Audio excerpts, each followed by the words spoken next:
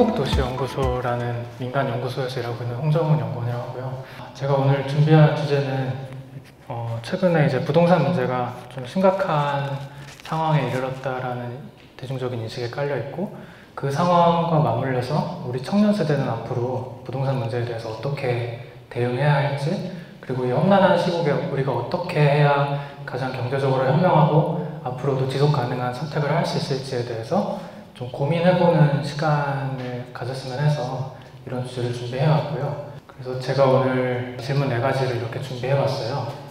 첫 번째는 우리가 빚을 내서 집을 살 수 있을까?에 대한 질문. 그리고 두 번째, 자꾸 언론이나 정치 세력이 모두 다 1가구 1주택이라는 말을 쓰는데, 이 1가구 1주택을 전제로 한 체제가 과연 옳은 것일까? 그리고 그게 우리 청년 세대한테 도움이 되는 얘기일까? 라는 것과, 그리고 세 번째, 빚내서 전세 사는 거는 괜찮을까? 그리고 네 번째, 왜 월세 가구를 위한 지원은 없는 걸까? 총 4가지 큰 질문을 준비해왔고, 강연이 끝날 때쯤에는 이 큰 질문에 대한 각자의 뭔가 답을 혹은 답을 찾아가는 과정에 조금이라도 도움이 되셨으면 하는 바람입니다. 그래서 이제 첫 번째 가장 큰 질문 중에 하나인데, 우리도 이제 빚을 내서 집을 살 수 있을까에 대한 질문이에요. 정부 정책을 정말 간략하게 소개드리면, 이제 다주택자를 세게 규제하는 거예요. 그래서 부동산의 구입 단계, 보유 단계, 그리고 판매 단계, 크게 3단계로 나눌 수 있는데, 이 3단계 모두에서 다주택자한테 굉장히 많은 불이익을 주는 거죠. 불이익이라고 하면은 주로 이제 세금을 강화하는 것이고, 세금보다 더 강력한 게 대출 규제예요. 그래서 다주택자들이 빚을 내서 더 집을 살 수 없도록 했고, 대신에 우리 같은 청년 세대, 신혼부부 세대들한테는 대출의 기회를 조금 더 열어줘서 집을 살 수 있는 기회를 마련해 준 거죠. 결과로 인해서 이제 다주택자들한테 규제가 강화되면 다주택자들이 가지고 있는 집을 팔 가능성이 굉장히 높아지잖아요. 그럼 이제 그 다음 질문이 이렇게 되는 거죠. 다주택자들이 내놓는 집은 과연 누가 살까? 다주택자와 다주택 가구의 비교가 필요하다는 말을 제가 항상 하는데, 다주택자는 개인의 개념이고 다주택 가구는 가구의 개념이거든요. 그러니까 1주택자인데 1주택자들이 여러 명으로 구성된 가구가 있을 수 있잖아요. 이제 그런 경우를 다주택 가구라고 부를 수 있는데, 타겟으로 한 거는 다주택 가구가 아니라 다주택자예요. 2015년부터 2018년까지 일반 가구들이 소유한 주택수가 100만 채 정도 늘었거든요. 근데 이 100만 채 정도가 늘었는데 다주택 가구가 소유한 주택수도 100만 채 늘었어요. 그리고 1주택 가구가 소유한 가구 수는, 그러니까 하나의 주택을 소유한 가구 수는 한 20만 채 정도밖에 안 늘었어요. 주택 공급을 확대하라는 얘기도 지금 계속해서 나오고 있는데, 주택 공급을 확대했더니 여러 채의 주택을 가진 가구가 더 많아졌다, 대부분이다 라고 볼 수 있을 것 같습니다. 주택 가격이 지금 굉장히 높게 형성되어 있고, 그거에 비해서 우리 청년 세입자들의 소득은 너무 낮으니까 당연히 살 수 없는 거고, 그러면 조금 여력이 있는 1주택 가구들이 조금씩 돈을 더 모아서 약간 소유권을 분산하는 방식으로 하나의 가구가 여러 채의 주택을 소유하는 형태로 바뀔 가능성이 높다. 다주택자들이 집을 팔면 어떻게 될까요? 그 재혼이 안 늘어나잖아요. 오히려 더 줄어들 수도 있고, 그러면 우리를 위한 주거복지 정책의 재원이 줄어드는 거거든요. 그래서 다주택 가구를 앞으로 어떻게 줄여나갈 것이고, 그리고 다주택 가구들이 소유한 주택을 우리같이 집이 없는 사람들이 어떻게 하면 그 주택에 안정적으로 살 수 있게끔 할 것인가에 대한 질문을 계속해서 던져봐야 할 것 같습니다. 그래서 우리 같은 사람들을 위해서 어쨌든 이런 정부에서 대출 지원 제도를 운영하고 있어요. 그래서 가장 큰 2가지가 디딤돌 대출과, 그리고 이제 보금자리 론이라는 게 있는데, 디딤돌 대출부터 보면은 주로 이제 신혼부부를 대상으로 하고 있고, 이제 연소득 기준을 충족하면 최대 2억 원까지 대출을 해줘요. 상환 기간은 10년부터 30년까지 본인이 선택할 수 있고, 그 상환 기간이 짧을수록 금리가 낮은 상품을 지금 정부에서 지원해주고 있어요. 보금자리 론도 비슷하고, 대신에 이거는 최고 금리는 약간 더 낮은데 최저금리는 약간 더 높아요. 대신에 최대 한도가 조금 더 높고요. 사실 청년들도 받을 수는 있어요. 근데 청년들은 신혼부부보다 소득 조건이 약간 더 낮고 까다롭고 대출 한도도 더 낮아요. 그래도 아파트 같은 주택 유형이 아니라면 이런 대출 제도를 이용해서 집을 살 수는 있다. 이렇게 주택 가격이 높은 것은 맞지만 대출 제도를 이용해서 집을 살 수는 있다 라는 걸 설명드리고 싶었고, 사실 한국은 되게 뿌리 깊은 1가구 1주택 체제를 유지해 왔어요. 그래서 3억 원에 취득한 주택을 3억 5천에 팔아서 5천만 원 시세 차익을 얻어도 1가구 1주택이기만 하면 이 시세 차익에 대한 세금을 한 푼도 안 내요. 사실 이러한 장치들이 어떻게 보면 장기적으로 한국의 주택가격, 부동산 가격을 계속해서 상승시키는 요인으로 작용해왔다고 볼 수밖에 없을 것 같아요. 그리고 이러한 제도가 우리 같은 주거 안정이 필요한 청년 세대들한테 굉장히 큰 비극으로 다가오게 되는 거죠. 그래서 제가 항상 하는 고민 중에 하나예요. 1가구 1주택 체제는 도대체 누굴 위한 것일까? 제 얘기를 먼저 말씀드리면, 저는 무주택자이자 무주택 가구이고 저의 부모님도 무주택 가구예요. 근데 이제 한국에서 가장 높은 비중을 차지하는 건 1가구 1주택 가구이죠. 1가구 1주택이라는 것의 가장 큰 맹점은 모두가 집을 사야 된다라는 것을 인식을 당연하게 여기고, 집을 살 수 없는 사람도 언젠간 집을 사야 한다, 집을 사는 걸 도와줘야 된다, 이렇게 얘기를 하고 있는 거죠. 근데 이 밑에 있는 계층을 위한 정책적 고려는 전혀 없어요. 그래서 사실 자금 조달 여력이 없는 계층의 목소리가 왜 이렇게 반영이 안 되고 있을까에 대한 질문을 항상 하고 있었고, 당사자로서도 좀 굉장히 안타깝다는 생각을 많이 하고 있습니다. 박근혜 정부와 문재인 정부의 정책을 비교해보면, 박근혜 정부는 빚내서 집 사라, 소득이 없어도, 자산이 없어도 빚내서 집을 살 수 있게 대출 규제를 엄청나게 완화했어요. 근데 우리한테만 완화한 게 아니라 다주택자들한테도 엄청나게 완화해줬죠. 그래서 집이 없는 사람도 집을 사고, 집이 많은 사람도 집을 또 사고, 그래서 전부 다 집을 사고픈 수요를 창출해서 주택 가격이 결국 오르도록 만드는, 그 목표는 집이 없는 가구를 없애는 거였죠. 이 정책 기조의 목표가 뭐였냐면, 주택 소유권에서 이제 공공임대주택을 공격적으로 늘리는 거는 사실상 불가능하다라고 판단을 해서 어떤 민간 지분을 조금 더 늘리는 거를 목표로 했었는데, 그 민간에 늘어나는 지분을 착한 다주택자 혹은 집이 없는 사람들한테 조금씩 나눠주자, 이런 정책 기조가 있었던 거죠. 문재인 정부는 정책 기조상으로는 무리하게 빚내지 마라 라는 명확한 메시지를 냈어요.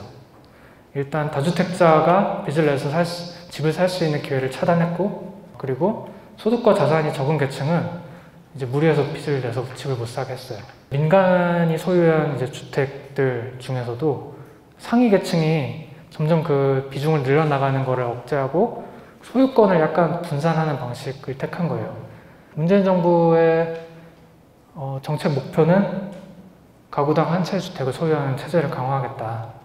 여러 채가 아니라 한 채만 소유하는 주택을 강화하겠다.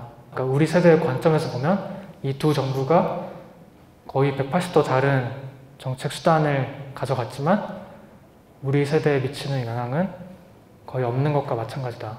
그래서 언론 기사들 같은 걸 보면 되게 단편적인 메시지들만 나오는데, 사실 이 부동산 문제라는 거, 그리고 우리의 주거권이 어떻게 지금 침해되고 있는지, 그리고 우리의 주거권을 보장하기 위해서는 어떤 정책들을 계속해서 우리가 주장하고 개선이 돼야 되는지는 좀 굉장히 복잡한 문제라서 앞으로도 많은 고민이 필요한 것 같습니다.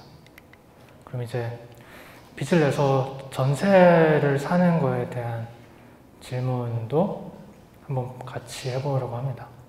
청년 세대들을 위한 전세 대출은 크게 이제 버팀목 전세라는 게 있어요. 버팀목 전세 대출. 신혼부부를 기준으로 버팀목을 최대 2억 원까지 받을 수 있고, 최대 10년간 이용할 수 있고, 금리는 매매보다는 약간 싸요. 그리고 이 대출의 장점은 원금을 갚지 않아도 된다는 거, 사실상. 왜냐면 계약이 끝나고 내가 이 대출 제도를 이용하지 않거나 혹은 세입자로 살지 않겠다라고 하면 그냥 그 계약금을 다시 돌려주면 이건 끝나는 거죠. 그래서 대부분은 이 보증금을 빌린 것에 대한 이자를 월세식으로 납부하는 선택들을 하고 계시죠. 그리고 버팀목 전세대출 안에 중소기업 청년들을 위한 제도가 따로 있어요. 그래서 이거는 중소기업 취업 청년인데 2인 가구인 신혼부부하고 소득 기준이 똑같아요. 근데 대출 한도는 대신 적죠. 최대 1억 원인데 금리가 1.2%예요. 또 이거는 전세 세입자들만 이용할 수 있는 게 아니라 보증금이 높은 월세 세입자도 이용할 수 있는 거거든요. 그래서 만약에 아직 이걸 이용하지 않고 있다라고 하시면 이거는 당장 내일이라도 알아보시면 좋을 것 같습니다. 그리고 또 전세 임대주택이라는 제도가 있어요. 소득 기준은 뭐 거의 비슷한데 이게 한도가 약간 더 높고요. 신혼부부를 기준으로. 금리가 신혼부부는 더 낮아요. 그리고 청년도 마찬가지로 청년 전세 임대주택이라는 게 있는데 대신에 이거는 버팀목보다는 약간 소득 기준이 좀 까다롭고 대신 한도는 약간 더 높아요. 1억 2천만 원. 그리고 얘는 1에서 2%대 금리인데 얘에 비하면 높은 거죠. 그래서 만약에 이 제도를 알아보신다 라고 하시면 먼저 전세대출을 알아보시는 게 좋으실 것 같고 특히 중소기업에 다니신다면 중소기업 버팀목을 이용하시는 게 아마 현명할 것 같습니다. 이런 제도가 있다고 하더라도 여전히 전세 가격이 너무 높다 보니까 우리한테는 그게 큰 장벽으로 다가오잖아요. 재계약을 그 주기에 걸려보신 분들은 다 아시겠지만 어쨌든 그런 임대인들이 마음대로 이 전세금을 올릴 수 있는 그런 제도 때문에 전세 가격이 조금 많이 올랐고 그로 인해서 우리는 이제 빚을 내지 않으면 전세도 살 수 없는, 전세도 계약할 수 없는 비극을 또 마주하고 있는 거죠. 대출 제도를 이용할 수 없는 신용 상태인 분들은 이걸 이용할 수 없으니까 그런 부분에서 약간 제약이 걸리는데 전세 임대주택 같은 경우는 그런 분들이 또 이용하실 수가 있어요. 전세 임대주택 같은 경우는 이제 국가 중앙정부 혹은 지방정부에서 이제 매년 계획 목표를 할당해서 공고를 낸 다음에 신청서를 받아서 자격 조건이 되는 분들한테 지원금을 배분하는 방식인데 대출 제도가 더 매력적이다 보니까 임대주택은 미달되는 상황들이 발생하는 거예요. 근데 이제 이런 제도를 이용한다 하더라도 여전히 드는 불안감이 이거죠. 몇 푼 안 되지만 나름 평생 저축해서 목돈을 모은 건데 이거를 생판 알지도 못하는 사람한테 그냥 맡겨놓는 거잖아요. 우리가 거의 평생 모은 목돈에다가 대출까지 껴서 겨우 보증금을 마련하고 있는데 우리가 그렇게 높은 보증금을 마련한 이유는 딱 하나잖아요. 월세를 줄이기 위해서. 그 월세를 줄이기 위해서 그런 선택을 했는데 사실 그 보증금을 집주인이 어떻게 써도 규제하는 장치가 없는 지금의 제도로 인해서 그 보증금으로 집주인들이 또 다른 집을 사거나 혹은 이미 세입자가 보증금을 이만큼 낼 것이다 라고 예상을 하고 자기 자금이 없음에도 불구하고 집을 무리해서 사버리는 거죠. 그래서 사실은 보증금을 규제하자는 목소리를 우리 같은 청년 세대들이 저는 더 강하게 내야 된다고 생각하거든요. 저는 실제로 이 보증금을 규제하면 주택 가격의 상승이 억제될 거고 만약에 월세에 연동해서 보증금을 낮추는 규제가 도입된다면 그건 어떤 측면에서는 주택 가격의 거의 폭락을 불러올 수 있을 만한 정도의 강력한 힘을 갖고 있다고 생각하거든요. 왜냐하면 다주택자 중에 세입자의 보증금을 끼지 않고 집을 사는 사람은 거의 없을 것이고 특히 1주택자 중에서도 세입자의 보증금을 끼고 집을 사는 사람들도 적지 않거든요. 그런 주장이 당장 실현되긴 어렵지만 어쨌든 계속해서 이런 문제 제기를 하는 거는 필요할 것 같습니다. 이제 월세 가구를 위한 지원은 도대체 뭐가 있을까? 우리한테 체감은 별로 되지 않지만 월세 세액공제라는 게 박근혜 정부 때 도입됐고 연소득 5,500만 원 이하이면서 월세를 살고 있는 사람들한테 쉽게 말하면 한두 달치 월세를 세액공제를 해주는 거예요. 연말정산할 때. 그때 이제 월세 세액공제를 받으면 그 세금의 아마 대부분을 돌려받으실 수 있으실 거예요. 그래서 월세 세액공제 여태까지 한 번도 안 받으신 분들은 그거를 꼭 하시는 게 좋을 것 같고, 그 다음에 전세자금 대출이나 뭐 구입자금 대출에 내는 이자 비용, 원리금 상환 비용도 소득공제가 일정 부분 되기 때문에 만약에 연말정산할 때 그런 걸 입력 안 하셨다라고 하시면 그런 것도 이번 기회에 조금 알아보시는 게 좋을 것 같습니다. 그리고 서울시에서 또 자체적으로 운영하는 보증금 대출 제도가 있어요. 자기 자금이 전혀 없는데 이제 보증금을 조금 높이면 그래도 그나마 품질이 좀 괜찮은 집으로 옮길 수 있잖아요. 이제 그런 상황에 놓이신 분들은 이런 제도를 또 이용하시는 게 좋을 것 같아서 설명을 드리고 싶었고, 전세자금 대출이나 전세임대주택도 월세 가구도 이용할 수 있어요. 보증금이 부담될 때 이런 제도를 이용할 수 있다는 거를 알아주시면 좋을 것 같고, 그럼 이제 또 이런 질문이 생기는 거죠. 월세는 뭔가 지원이 있긴 한데 왜 내 월세를 깎아주는 제도는 없을까?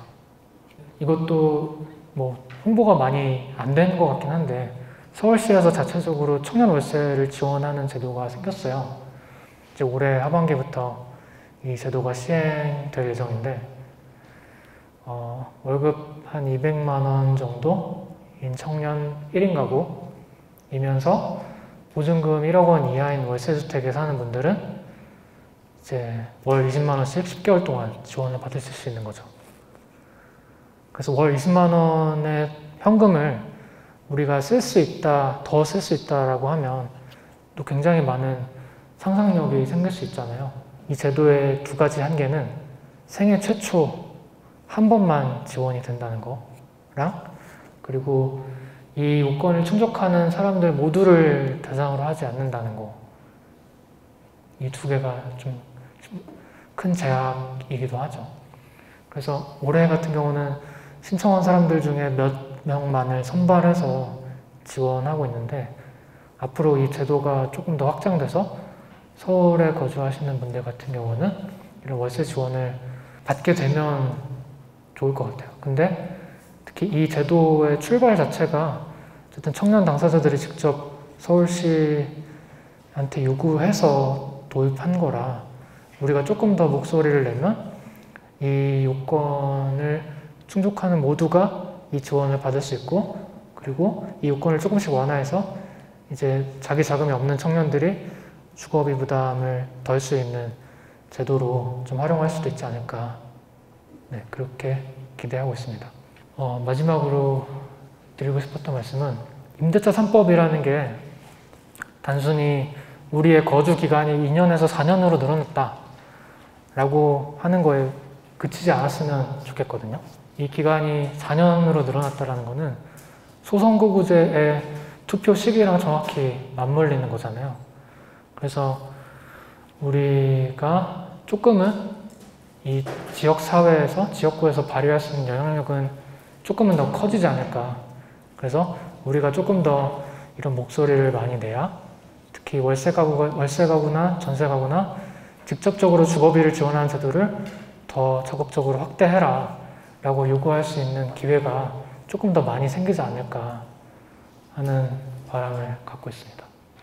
나의 경제적 이해관계, 그리고 나와 내 친구, 내 가족, 그리고 나와 또 다른 사람들의 경제적 이해관계를 같이 고려해서 청년 세대라는 한국 사회를 살아가는 청년 세대들의 입장에서 우리의 공통적인 이해관계에서 가장 먼저 풀어나가야 될 것이 뭘까, 이런 고민들을 같이 해보고 싶어서 조금 길었지만 이런 내용들을 준비해 왔습니다.